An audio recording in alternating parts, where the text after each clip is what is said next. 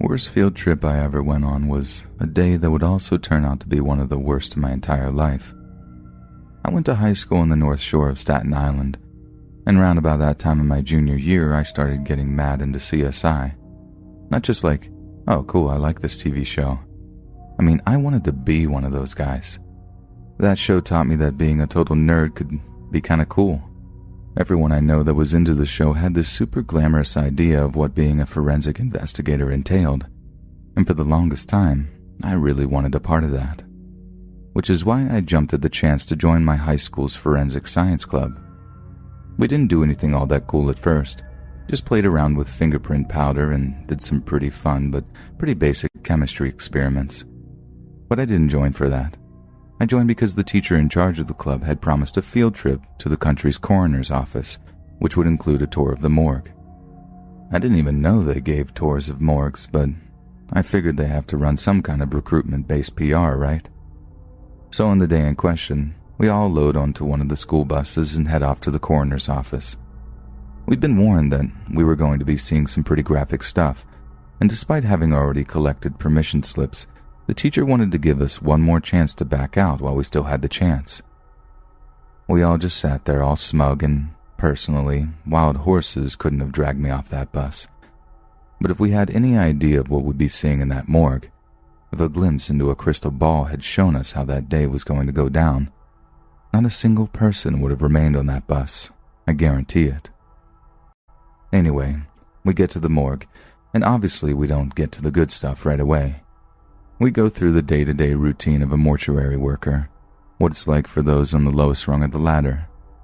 Then things get more complicated and we start getting to see some of the labs there, albeit through a toughened glass window, but I was still salivating over all their Gucci lab equipment. CSI made it look all high-tech for TV, but the real thing was somehow even more impressive, despite not being quite as glamorous.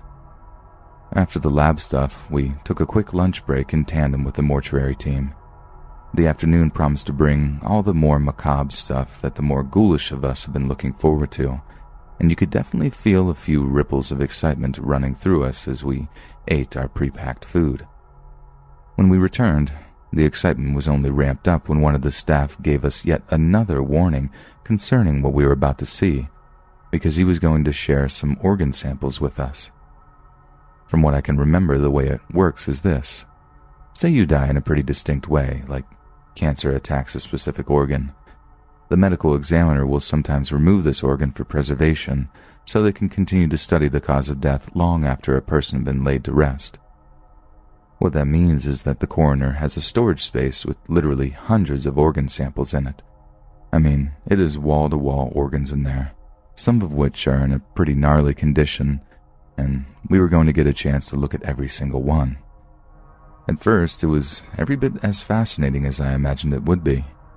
Sure, it was morbid, and once or twice I had to remind myself that everything in there had once belonged to a living, breathing person. It also made me think how fragile we are as people, how there's so much that can go wrong with our bodies. Honestly, it's kind of a miracle we can even get out of bed in the morning. Then, right as I'm musing all that over, the gentle hum of whispering among the students was suddenly broken by a distinct, "Oh my God." It wasn't like a scream or a horrified OMG. It was more like a disgusted surprise, which is why I initially thought someone had just found a particularly gruesome specimen. But it was worse than that. Much, much worse. Another person yelled in disgust, only this time it really does sound horrified, and instantly I'm on my way to the source. Two girls are standing in front of a shelf full of specimens, staring in horror at one in particular. I couldn't quite make out which one, and the next thing I know, the girl who shouted this lets out the most blood-curdling scream and goes hurtling out of the room, followed by her friend. Before I can get a chance, other kids are crowding the area trying to work out which specimen had the girls freaked out. Slowly, they start to see it too, and the group starts buzzing with exclamations and chatter until our teacher demanded to know what was going on. The group goes silent before turning to look at our teacher. Then, as they slowly made space so the teacher could see what they were looking at, one of the kids pointed to the offending jar. It was a brain. just floating there in isopropyl or formalin or whatever they were using as a fluid preserve. It didn't look all that gross. Freaky, sure, but it didn't have any of the tumors or necrotic tissue that some of the others had. In fact, it actually looked relatively fresh compared to the others. But the issue wasn't so much the organ, but who it belonged to. See, the brain belonged to a kid who died in a car crash. The vehicle he was driving got plowed into an SUV coming the wrong way, and his little sister was in the car with him when it happened. She survived, thank God, but she had to watch her brother die, right in front of her eyes, before rescue could arrive to pull her out of the wreckage. The medical examiner put the cause of death as blunt force impact wounds to the head, hence why his brain was of interest. But this kid wasn't just some random kid. This kid went to our high school. The girl who ran out had been a close friend of his, and the crash was only 2 months before the field trip. She was only just getting over his death, only just becoming able to get out and socialize again. The forensics field trip had been the first big thing she'd been excited about since her friend's death. And then she shows up and finds his brain in a jar. It was like something out of a bad horror movie. I mean, people were just messed up. The girl who screamed went completely AWOL with her friend. I think her mom went to find her after talking with the teacher because the bus left without either of them. Everyone else was in a sorry state too. Most of the girls were crying. Heck, even some of the guys were too, kinda. I can't blame them though. It was an incredible thing to see. Incredibly terrifying, really. But it was knowing you can just end up as a brain on a shelf, a labeled specimen. That's what got me. I didn't really know the guy, but I knew he deserved better. Obviously, the incident caused a huge stink, and the kids' families said that they were even going to sue the county and school district. Rightfully so, if you asked me. But the trouble was, the guy was an organ donor. I mean, good for him for being unselfish about it, but that legally meant that after he was dead, his organs basically became property of the state. And at first, anyway, his family were told they weren't allowed to have their son's brain back. All they wanted to do was bury him again, and they had to get an emergency order signed by the governor or somebody so they could get him in one piece again. I can't imagine how horrible that must have been. Not one funeral for your dead son, but 2. The family weren't done litigating, though. They wanted to get paid. I don't even think they really wanted the money either, or rather, they didn't need it. I just think they wanted to bleed the state government for what they did. I mean, they didn't even tell his parents that they were going to harvest his brain, let alone put it on display for high school kids to look at in less than 10 weeks after his death. It took them a while to get the case to court, and I remember being happy for them that they might get a little justice. But then word swept around town that they didn't get a dime. Some judge said that the state were well within their right to cut that kid's brain out. Like, I'm sure it wasn't phrased like that, but whoever had the balls to tell a kid's parents, "So what if we butchered your boy? Suck it up." There's a special place in the dark recesses of the afterlife for that guy. Oh boy. That court thing was only a few years back, and that's why it became the worst day of my life. Because it wasn't just finding the jar or seeing people's reactions to it. It was the fallout. It was knowing that poor kid's parents were reliving the torture of losing their kid over and over again for like a decade straight. And that's the real nightmare here, not just finding a brain in a jar. And knowing that just makes the world seem a little bleaker. If you really like my content and want to support me, please like this video and click the subscribe button. It helps me to grow my channel and is essential in reaching a wider audience. Most of you watching my videos aren't subscribed to my channel, and that's why my animations can't reach their full potential. They aren't recommended to more people who would surely love my content as much as you do. You can always unsubscribe at any moment. Thank you in advance, and enjoy the rest of the video. Back when my daughter was just 11 years old, I got a call from one of her teachers while I was at work. It was the first time I'd ever gotten a call from them, as my wife dealt with all the school stuff while I focused on my building firm. So when the teacher mentioned something about my daughter being on a school trip, I had to interrupt her to tell her I barely knew anything about it. I know that seems rude, but I was in the middle of dealing with a customer, and time is money, as they say. The teacher then tells me that my wife isn't answering her phone, but that something very, very serious has happened. Like she'd already mentioned, my daughter had gone on a field trip that morning with the rest of her year's group. She'd been accounted for in the morning, but following another roll call after their lunch break, she was nowhere to be found. Obviously, I'm already furiously anxious at that point, but I'm managing to keep it together, right up until I ask where my daughter is lost. Knowsley Safari Park, the teacher responded. I literally couldn't believe my ears. Like I actually had to ask her again just to be sure of what she'd said. When she confirmed it, my legs turned to jelly. Knowsley Safari Park has all kinds of wild animals that can just wander right up to cars. If my daughter had somehow just gotten up out of her seat whilst inside the safari park, there's no telling what kind of danger she was in. It was honestly one of the worst days of my life. All I could think about was getting the call that they'd found her body and the closed casket funeral she'd have to receive. It'd be in the papers, no doubt. Every parent's worst nightmare, I'd say. A national scandal, they'd make the grieving process infinitely more painful. Obviously, I got in touch with my wife about it before her teachers managed to, actually, and she was every bit as distraught as you can imagine. Of all the places for your kid to get lost, a place where lions are allowed to roam freely on some old country estate or something. The wife was in work at the time and was so upset that she was sent home. She called up our daughter's school just to make sure she wasn't there, but there was no sign of her. Obviously, they'd pretty much confirmed in our heads that she was gone, and we'd be the next set of parents to be crying on the nightly news, begging people to come forward. I was just numb with terror, and even with all my workaholic tendencies, I couldn't find my focus. So I decided to drive home and meet my wife at the house to make sure she wasn't too hysterical. She really had taken it badly on the phone, and I was almost as worried about her as I was my daughter. Then, as I'm driving home, I see my phone on the driver's seat next to me start lighting up and buzzing. This is before I had a car with a Bluetooth stereo, and there was a police car like 3 cars behind, so I didn't fancy getting pulled over in the middle of getting the worst news of my life.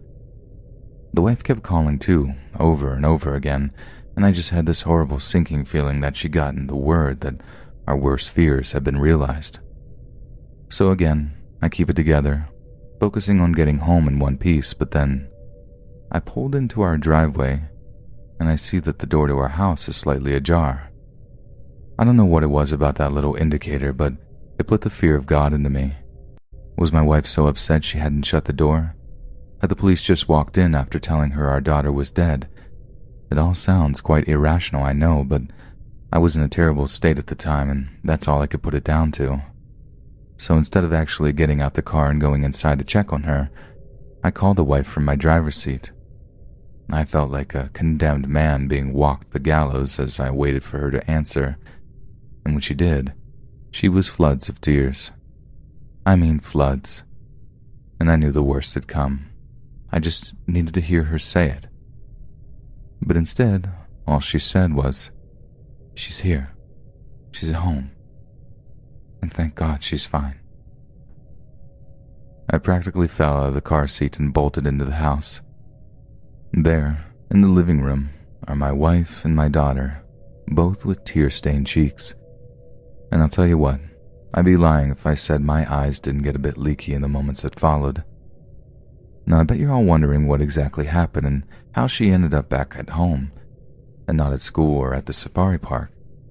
So, my daughter had just started secondary school here in the UK, and the safari park trip was supposed to be something of a social occasion in which kids could get to know each other while setting a positive atmosphere for the year ahead. But as it turned out, after the morning registration, my daughter and her friends had something of a falling out, and right before they were due to get on the coach, someone said something very mean to her. So instead of following her friends onto the coach, our daughter just slipped away without anyone noticing. She said she spent about half an hour or so in the library, but was so upset that she decided to just walk home. Having known about the spare backdoor key we keep under a plant pot in the backyard, she was able to let herself into the house. Then right about the same time she's making herself beans on toast to cheer herself up, her teachers do their second head count of the day, And that's when the whole saga kicked off. It was most definitely one of the worst experiences of my entire life. I know she was okay in the end, but I can't understate the terror you feel as a parent, knowing your child is either missing or in danger. I mean, it's completely irrational. I'd like to think I'm quite a patient and understanding person. You have to be in the building trade. But the teacher told me my daughter was lost. I actually wanted to murder her. Like most schools, my high school used to have this extracurricular program that we used to call Outdoor Adventure. Outdoor Adventure consisted of a group of students and a few teachers who would get together after school once a week to go for short hikes in the area. And towards the end of the season, we would all go on a weekend camping trip, which was hands down the best part of the whole group. We would get our permission slips early in the year, so we would know exactly where we were going that season, which kind of gave all of us something to look forward to during the stressful times of the year. In 2015, we ended up going to this rather small campground that was in the mountains near the Delaware River. It was such a quiet and scenic place. There was nothing like it. The first day was amazing. We all got situated and familiar with our surroundings, and then we went on a few walks. But day 2, which was a Saturday, was the one that everyone was anticipating to be the best of the whole trip. We were going kayaking down a stretch of the Delaware, and we had all been looking forward to it since we saw it on the schedule. The final day came, and we all made our way to the 2 vans that were taking us to the 2 spots where we would park. We parked one van where we planned on ending our trip down the river, and then all piled into the other and drove upstream. After we got to the small bank on the river where we had planned to set off, we all began inflating our kayaks and getting into the water. And in no time, we were off.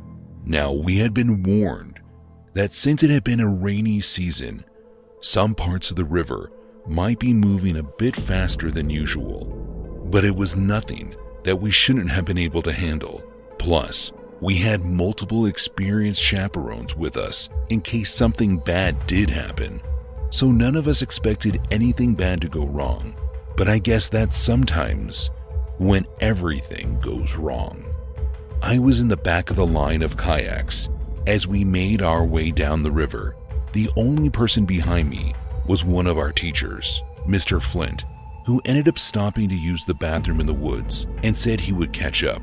One of the chaperones in the front of the line began passing back the message from one student to the next that we were going to be hitting some minor rapids, but to be ready for them. In no time, I could start to hear the sound of running water turn into more of a rushing sound. I wasn't concerned though.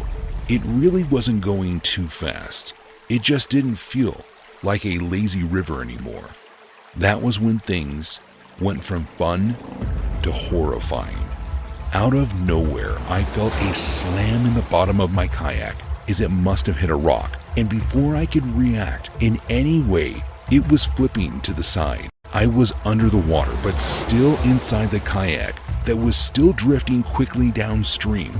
I did everything I could to free myself from the inflatable vessel, and just as I broke loose, my back was slammed against a rock. I began tumbling around in the current, and I had no idea where my kayak was at that point.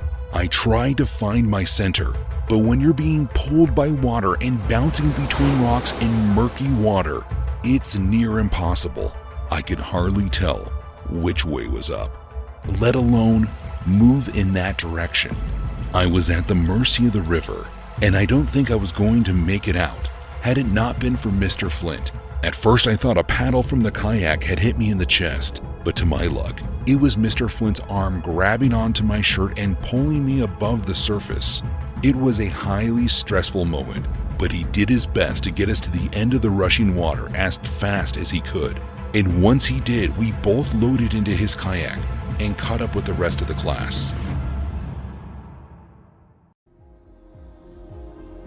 Every holiday season, the town next to ours hosted a county event that was called the Winter Wonderland. It was a small festival that would be held in the center of a small town in upstate New York, and it was mostly just baked goods being sold by vendors, while local talents and artists would perform.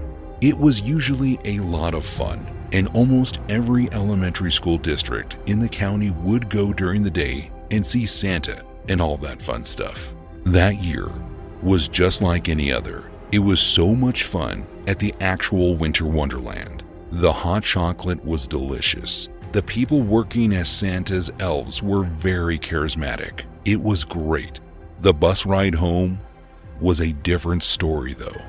As you might know, around December in New York, it gets dark pretty early, and this was a field trip where our parents had to pick us up at the school afterwards because it would have been too late to catch a bus home. So we left the Winter Wonderland around 4 in the afternoon, so it was already getting dark, and right before we left, it started to snow.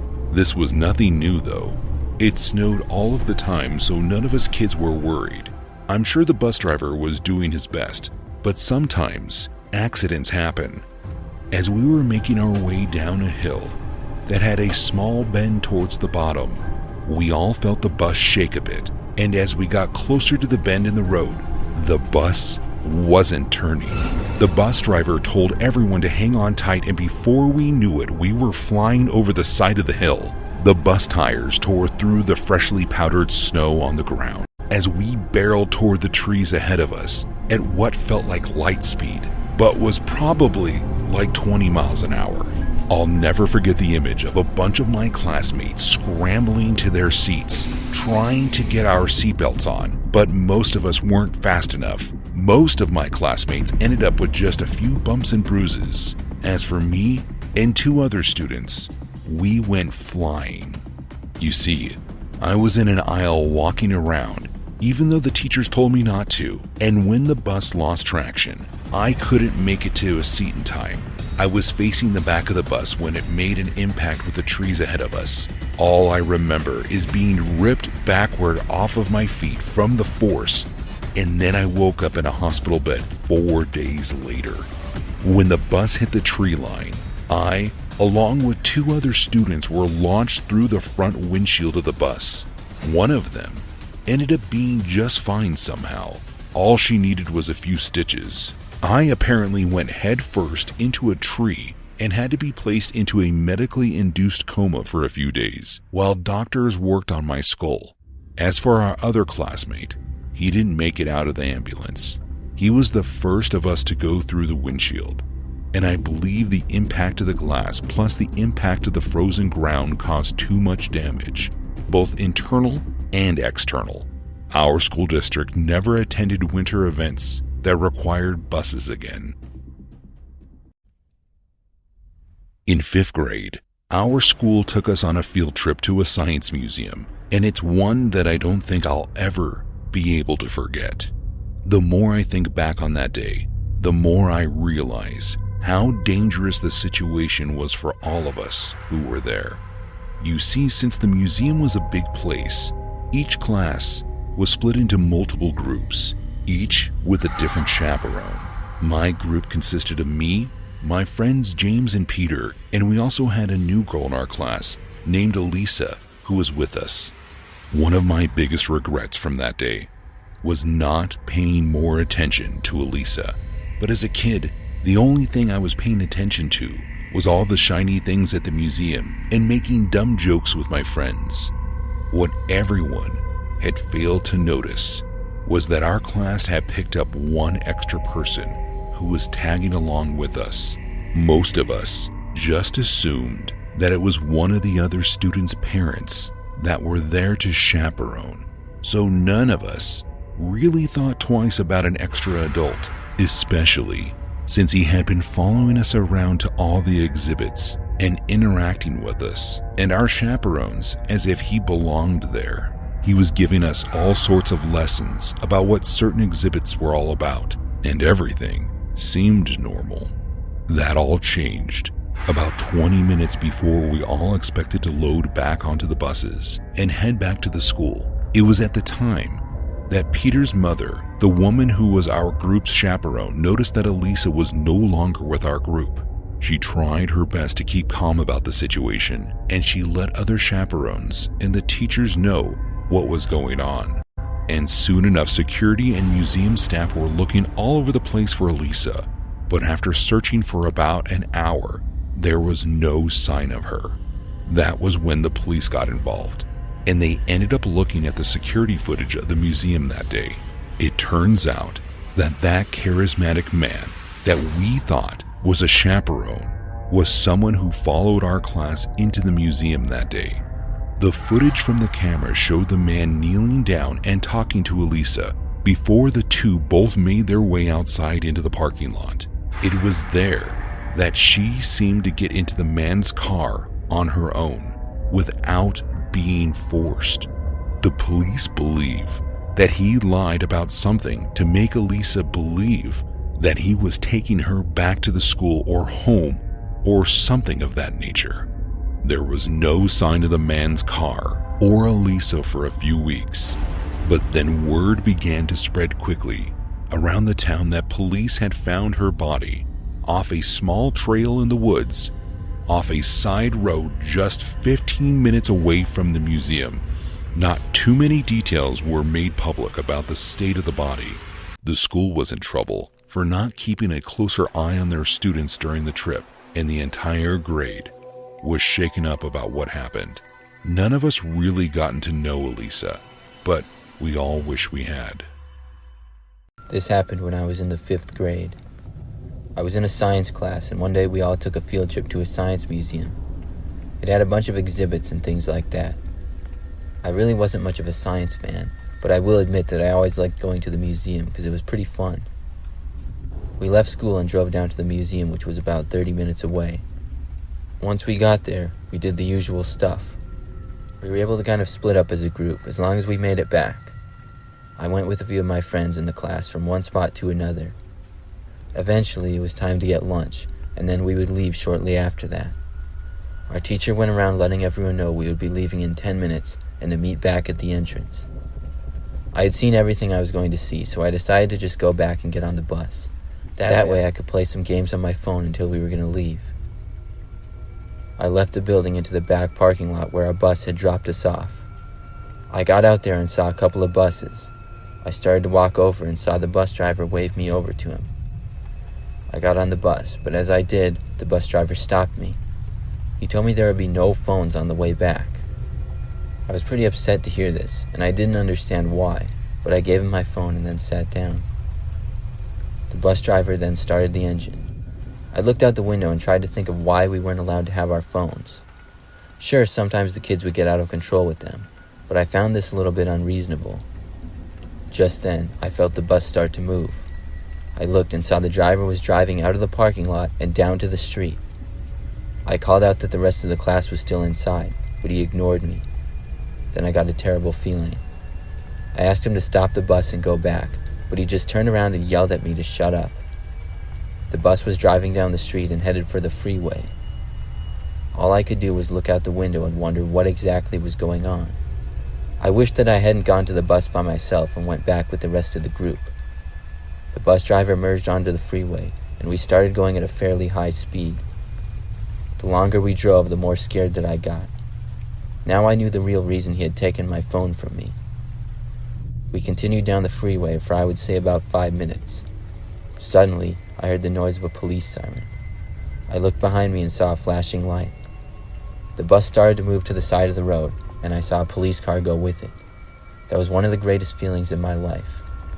The bus driver then opened the door and took off running into the field beside the road. I saw several police officers run after him, and another run to the bus. They were able to get me back to safety, and the bus driver was caught a short time later.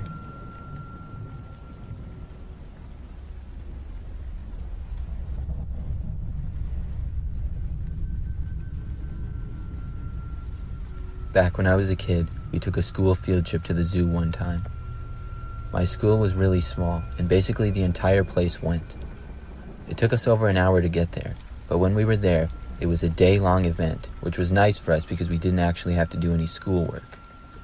I think I was like 8 years old, and I was one of the younger people there. The first part of the day we spent looking for a bunch of animals, then we got food. After that, we started looking more at plants and things like that. I was more into the animals, so my friend Matt and I went back over to them. We first got back to the exhibit of sea lions, and when we got there, one of the zoo workers asked us if we wanted to help feed the animals.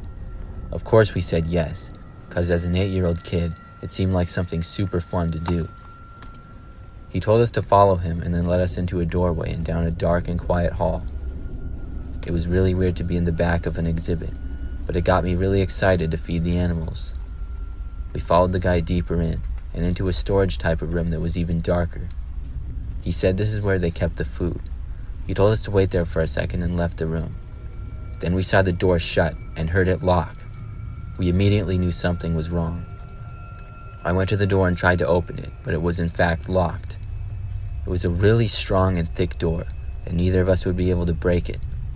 We banged on it, but I don't know how anyone else outside would be able to hear. After a while of that with no response, we decided to examine the room.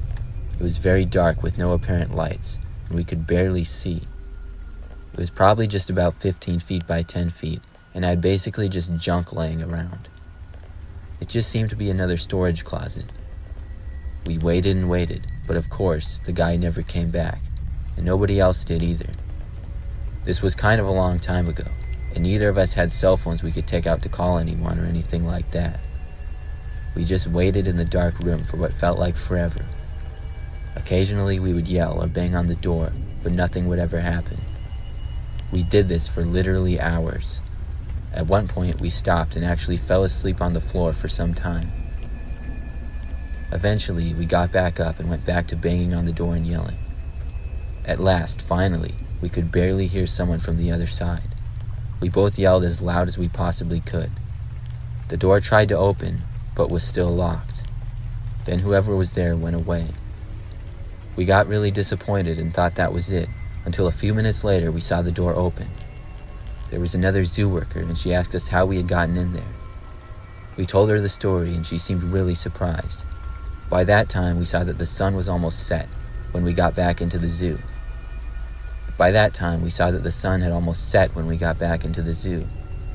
Apparently, everyone had been looking for us for over 2 hours. We were able to get back home later that day, but the guy that worked there and locked us in had left, and nobody could find him. It turns out he was caught a while later, and had been addicted to some drugs or something like that. They said he had been acting really strange lately. I really don't know why he locked us in there, but we were very lucky to get out because that closet wasn't really used by the zoo anymore.